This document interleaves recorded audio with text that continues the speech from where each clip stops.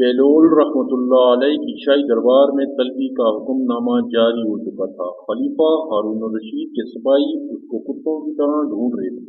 آخر ایک سپاہی کو وہ ایک بازار میں جاتا ہوا دکھائی دیا۔ سپاہی اس کے پیچھے پیچھے چل دیا۔ اس نے بہلول کو اپنی طرف متوجہ کرنے کی کوشش کی مگر اس نے کوئی دھیان نہ دیا۔ ہارون کا کارندہ کچھ فاصلہ رکھ کر اس کا تعاقب کر رہا تھا۔ بہلول کبھی اپنے آپ سے باتیں کرنے لگتا تو کبھی رک کر اپنی چھڑی سے زمین کھودنے لگتا اور کہیں راہ چلتے بچوں کے سر پر ہاتھ پھیر کر کوئی مزاحیہ فکرہ کر دیتا۔ اس طرح چلتے چلاتے آدھا دن بہلول اپنے ٹھکانے پر جا پہنچا اور دیوار کے ساتھ ٹیک لگانے کے لیے لیٹ گیا۔ سپاہی جو اتنی دیر سے اس کے تعاقب میں تھے وہ بھی وہاں پہنچے اور سوچنے لگے اب اس سے کیسے بات کی جائے۔ پھر اس کے ذہن میں ایک ترکیب سوجی کہ بہلول کو ابھی تک کھانا نہیں کھایا، اس کو بھوک لگی ہوگی، کیوں نہ اس کے کھانے کا انتظام کیا جائے۔ وہ بازار گیا اور جلدی سے مرغن کھانا لے کر بہلول کے پاس جا پہنچا۔ بہلول اپنی لگن میں مگن نہ جانے کون سی گتھلیاں سجانے میں مصروف تھا۔ سپاہی نے سلام کیا اور کھانا بہلول کے سامنے جا رکھا۔ جناب بہلول صاحب، خلیفہ نے آپ کے لیے یہ کھانا بھیجا ہے۔ بہلول کھلکھلا کر ہنس دیا، ارے واہ! اسلامی مملکت کے بادشاہ اب مجھ جیسے کم حیثیت دیوانوں کا بھی خیال رکھنے لگے۔ بہلول نے کھنڈر کے پاس بیٹھے کتے کو اپنی طرف بلایا اور خوشنما کھانے کا تھال اس کے سامنے رکھ دیا۔ سپاہی نے بولنے کی کوشش کی تو بہلول نے کہا، چپ چپ کرو، نہیں تو یہ کتا بھی بادشاہ کا کھانا چھوڑ کر بھاگ جائے گا۔ سپاہی اپنی ہنسی نہ روک سکا اور خلیفہ کا پیغام دینے لگا۔ بہلول، خلیفہ نے تم کو کل دربار میں طلب کیا ہے، بہتر ہے تم کل خود ہی دربار میں پہنچ جانا، نہیں تو کوئی اور انتظام کرنے پڑے گا۔ اگلے روز بہلول کا رخ خلیفہ کے محل کی طرف تھا۔ اس نے پیوند لگے کپڑے پہن رکھے تھے، گٹڑی اور عصا بھی ہاتھ میں اٹھا رکھے تھے۔ دربان کو معلوم تھا کہ یہ ہارون کا رشتہ دار ہے، ورنہ کبھی بھی اس کو محل میں نہ گھسنے دیتا۔ بہلول راداری سے گزرتا ہوا اپنی چھڑی مخصوص انداز میں گھماتا محل کے اندر جا گھسا۔ کیا دیکھا کہ نہ کوئی پہرے دار، نہ کوئی دربان، وزیروں مشیروں کی کرسیاں بھی خالی پڑی ہیں۔ نرم و نازک قالینوں پر چلتا ہوا خلیفہ ہارون الرشید کی مسند پر جا بیٹھا۔ ابھی چند لمحے ہی گزرے تھے کہ نکارے بج گئے، خلیفہ اپنے محل میں تشریف لا رہے ہیں۔ اتنے میں کچھ سپاہی بھاگتے ہوئے محل میں داخل ہوئے تو منظر دیکھ کر ہکا بکا رہ گئے۔ بہلول اپنے پھٹے پرانے لباس کے ساتھ خلیفہ کی مسند پر بیٹھا مزے لے رہا تھا۔ انہیں اپنی آنکھوں پر یقین نہیں آ رہا تھا۔ بھاگے اور اسے گھسیٹتے ہوئے نیچے اتارا اور ساتھ بھی ایک کوڑا بھی اس کی پشت پر رسید کر دیا۔ بس پھر کیا تھا، بہلول نے آسمان سر پر اٹھا لیا اور چیخ و پکار پورے دربار میں گونجنے لگی۔ سپاہیوں نے اسے چپ کروانے کے لیے اور کوڑے برسائے مگر مجال ہے کہ بہلول چپ ہونے کا نام لیتا۔ سپاہیوں کی تو جیسے جان پر بندھ گئی ہو۔ اسی وقت خلیفہ بھی اپنے دربار میں داخل ہوا۔ یہ منظر دیکھا تو حیران رہ گیا۔ بہلول فرش پر تھا اور سپاہی پاس کھڑے تھے۔ یہ کیا ماجرا ہے، اس کی چیخیں کیوں نکل رہی ہیں؟ سپاہیوں کو یقین ہوا کہ اب ان کے ساتھ بہت برا ہونے والا ہے۔ علی جان، یہ دیوانہ حضور کی مسند پر جا بیٹھا اور اترنے کا نام نہیں لے رہا تھا تو ہمیں تھوڑی سختی کرنی پڑی۔ تھوڑی؟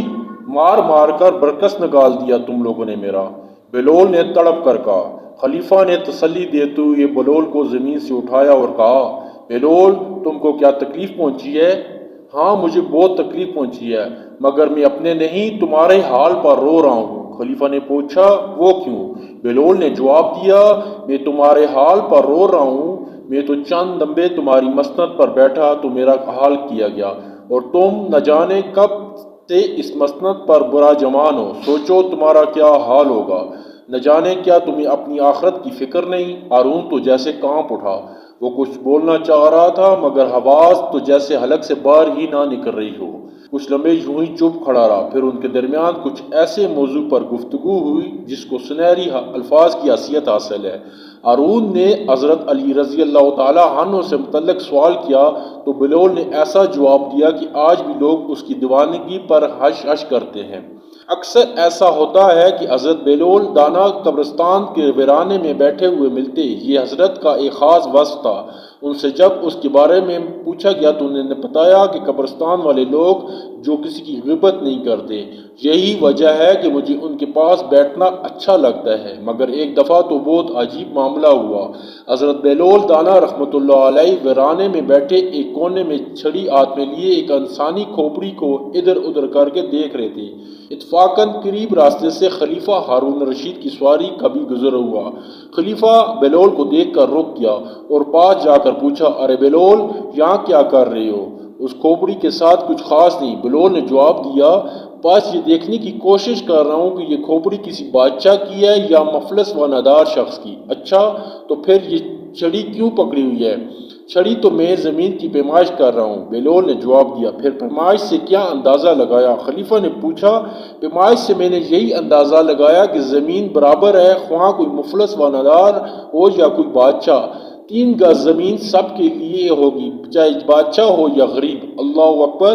دوستو، اس واقعے سے ہمیں سبق ملتا ہے، یہ دنیا کی شان و شوکت اور جال و جلال سب فانی ہے، باقی ہے تو صرف وہ اعمال جو ہم آخرت کے لیے آگے بھیجیں گے۔ اللہ کریم ہمیں آخرت کی فکر کرنے کی توفیق عطا فرمائے۔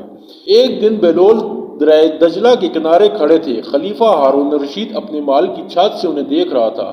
بادشاہ نے اپنے خادموں سے کہا، بہلول کو میرے پاس لاؤ۔ خادموں نے چھت سے ڈولی نیچے پھینکی اور نیچے والوں کو اشارہ کیا۔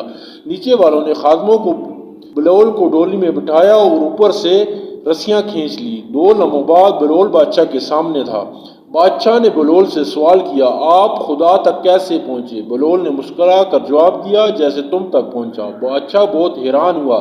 بادشاہ کا خیال تھا کہ بہلول کوئی بریک بینی سے فلسفہ بتائے گا، لیکن اس نے تو 2 لفظوں میں ساری بات ختم کر دی۔ بادشاہ نے بہلول سے کہا، میں سمجھا نہیں، مجھے سمجھاؤ۔ بہلول نے کہا، اگر میں خود تم تک پہنچنا چاہتا تو پہلے درخواست لکھتا، وہ دیوان خانے میں جاتی، وہاں سے پھر آپ کے خادموں اور کئی واسطوں سے ہوتی ہوئی آپ تک پہنچتی۔ آپ پھر مجھے 6 ماہ بعد یا سال بعد ملاقات کا وقت دیتے۔ عین ملاقات کے وقت آپ کے پاس کچھ شاہی مہمان آ جاتے اور ملاقات پھر منسوخ ہو جاتی۔ غرض کہ میں چاہتا تو میں آپ تک نہ پہنچ پاتا، آپ نے اب چاہا تو میں 2 لمحوں میں آپ کے پاس آ پہنچا۔ اسی طرح اگر ہم چاہیں تو اس تک نہیں پہنچ سکتے، لیکن اگر وہ چاہے تو 1 لمحہ بھی نہ لگے اور ہم اس تک پہنچ جائے۔ اگر تم اللہ سے محبت کرتے ہو تو اس کے محبوب کی چوکھٹ پر آ جاؤ۔ تم اس سے محبت کا دعویٰ کرتے ہو، وہ تم سے محبت کا دعویٰ کرے گا، تم اس کے محبوب بن جاؤ گے، اور محبوبوں کی بات تو مانی جاتی ہے۔ نظام الدین اولیاء کو محبوب الہی کہتے ہیں۔ انا کا واقعہ علماء نے لکھا ہے کہ ایک دن ان کے شیخ حضرت بابا فرید الدین گنج شکر موج میں آئے اور ان سے پوچھا، اے نظام الدین، محبوب بنو گے یا محب؟ نظام الدین اولیاء نے اجازت طلب کی کہ میں اپنی ماں سے پوچھنا چاہتا ہوں۔ اجازت ملنے پر آپ ماں کے پاس روانہ ہوئے۔ راستے میں ایک بزرگ ملے، انہوں نے بھی نظام الدین سے یہی سوال کیا، محبوب بنو گے یا محب؟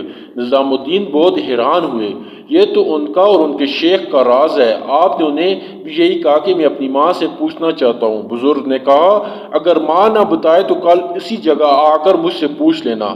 آپ ماں کے پاس پہنچے، ماں کو سارا واقعہ سنایا۔ ماں نے کہا، بیٹا اسی بزرگ کے پاس چلے جاؤ جس نے تیرا حال جان لیا، وہی تمہیں بتا سکتا ہے۔ آپ واپس گئے، دیکھا تو بزرگ موجود نہیں تھے۔ لوگوں سے دریافت کیا تو پتہ چلا کہ بزرگ کا تو انتقال ہو چکا ہے۔ دیکھا تو بزرگ کی لاش ایک کچرے کے ڈھیر پر پڑی ہوئی تھی۔ آپ نے پاس گئے اور کہا، اے بندہ خدا، دل کے حال جانتا تھا، مجھ سے وعدہ کیا کل آنا، تمہیں جواب مل جائے گا، لیکن خود کا پتہ نہیں۔ اتنا سننے پر بزرگ اٹھ کر بیٹھ گئے اور کہا، اے نظام الدین، محبوب بننا، محب نہ بننا۔ محبوں کا یہ حال ہوتا ہے، محبوب بنو گے تو تمہاری قبر پر بھی میلے لگیں گے، تم اللہ کے محبوب سے محبت کرو گے تو تم اللہ کے محبوب بن جاؤ گے۔